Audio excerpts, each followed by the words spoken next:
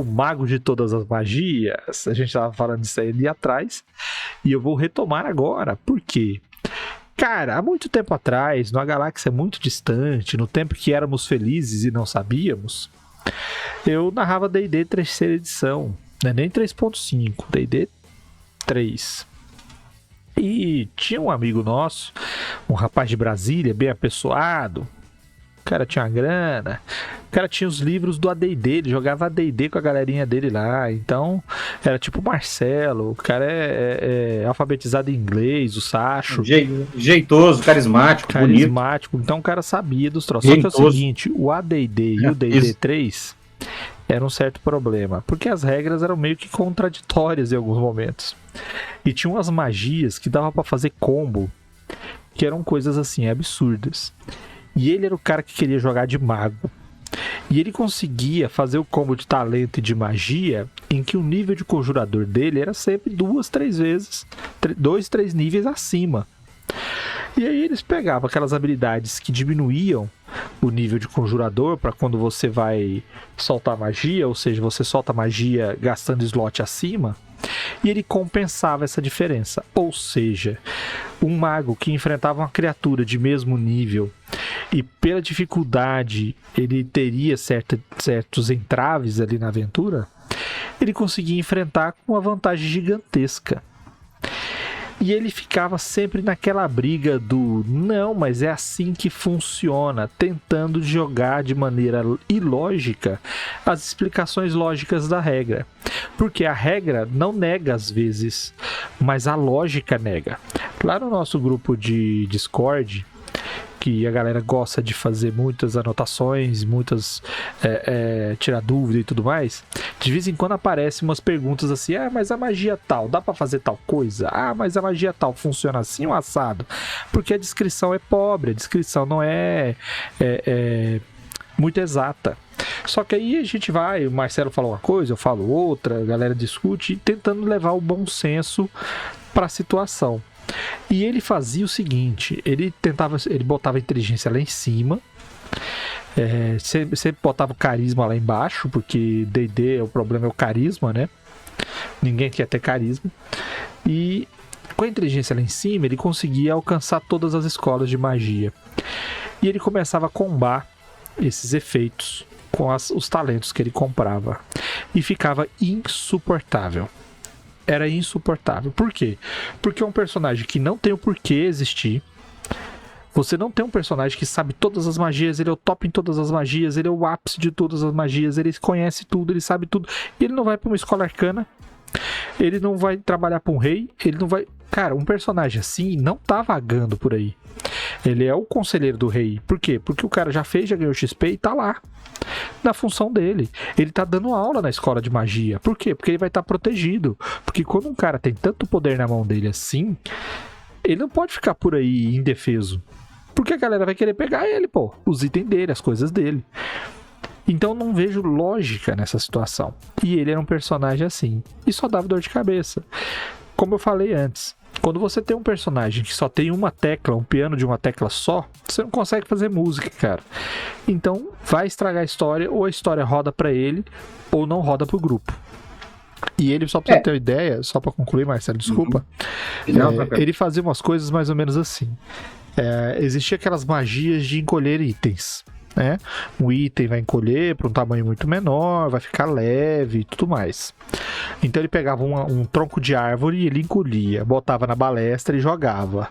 Aí ele cancelava a magia e caía um tronco de árvore em cima do inimigo. Entendeu? Era isso que ele gostava de fazer. E a magia não funciona assim. Porque na descrição fala que o item encolhido fica leve e ele fica com textura de tecido. Ele fica como se fosse um tecido. Então, se você joga um tecido, você não consegue jogar um tecido muito longe, porque a própria resistência do vento para ele. E eu falava isso pra ele, falava assim, não, se você fizer isso, não vai dar certo, porque a própria descrição fala que vai ser como um tecido. Eu desafio você jogar um lençol do outro lado da rua. Eu te desafio. E ele ficava brigando. Então, assim, existia uma série de coisas que ele queria, e isso era possível porque ele tinha um talento que fazia uma magia ser engatilhada na outra, porque ele conseguia fazer essa magia sem precisar gesticular, porque ele estava jogando o tronco de árvore, e ele tinha que ter uma ação extra para cancelar a magia que ele estava jogando, e enquanto ela não caísse, então ele fazia esse malabarismo todo, e acabava fazendo a aventura ficar tão truncada que não funcionava, a história não andava por causa dele.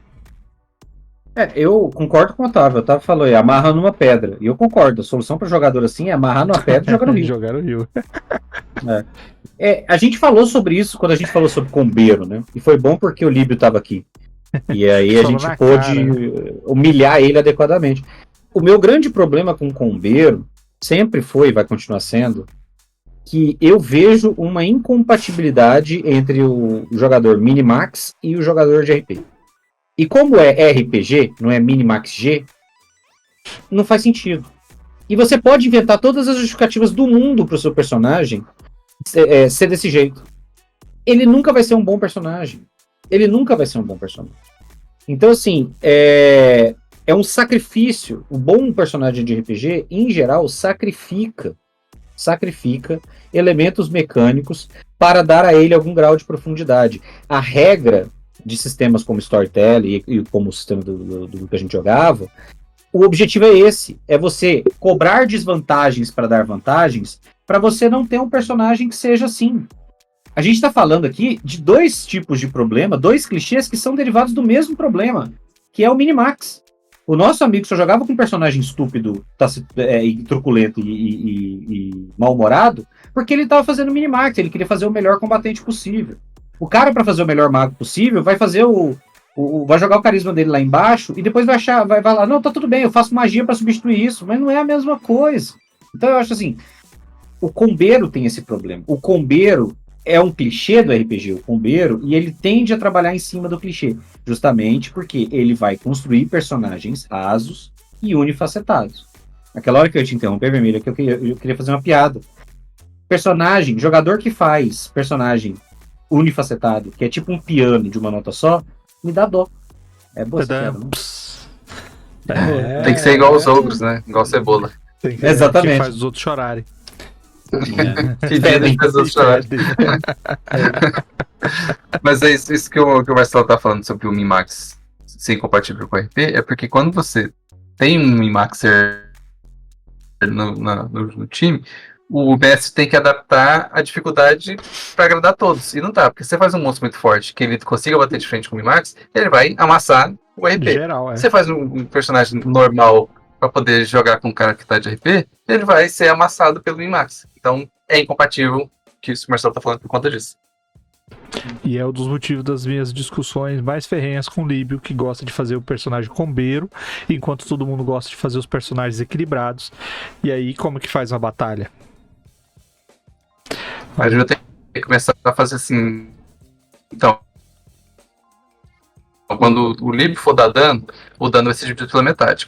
Mas por quê? Eu não sei, cara. Esse cara tinha um poder específico contra o seu boneco. É que você foi amaldiçoado. Ele faz parte de um clube, né, dos anti-Líbio. É que você foi amaldiçoado por mim. Mim quem? O mestre. Vamos seguir.